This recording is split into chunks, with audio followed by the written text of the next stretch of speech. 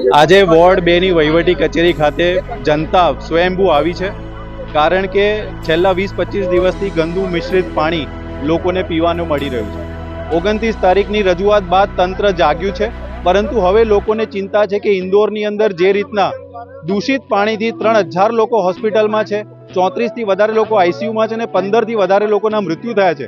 એવા સંજોગોમાં તંત્ર તાત્કાલિક વધુ ટીમો લગાડીને કામગીરી જલ્દી કરે, કારણ કે એમને ઘરમાં હવે લોકોને ઝાડા ઉલટીના કેસ વધી રહ્યા છે, એમને તકલીફો થઈ રહી છે, એમને પ્રાઇવેટ હોસ્પિટલમાં બી ટ્રીટમેન્ટ લેવા જઈ રહ્યું છે. લોકો ચિંતિત છે.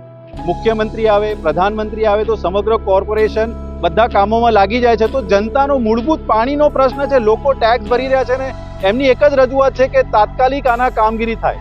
એ જ રજૂઆત સાથે અમે અહીંયા ફરીથી એક આવેદનપત્ર આવી રહ્યા છે અને તમે લોકોના હાથમાં પ્લેકાર્ડ જોઈ શકો છો કે ભાઈ ઇન્દોરની પરિસ્થિતિ વડોદરાના વોર્ડ 2 માં ના થાય એના માટે તકેદારી લે. ઓલરેડી વોર્ડ 2 ના એકતાનગરમાં ભૂતકાળમાં 70 થી 80 લોકોને હોસ્પિટલાઇઝ કરવામાં આવ્યા હતા. તો અમારી એક જ રજૂઆત છે કે તાત્કાલિક કોર્પોરેશનની બધી ટીમો કામે લાગે અને આ પાણીનું તરત નિરાકરણ લાવે.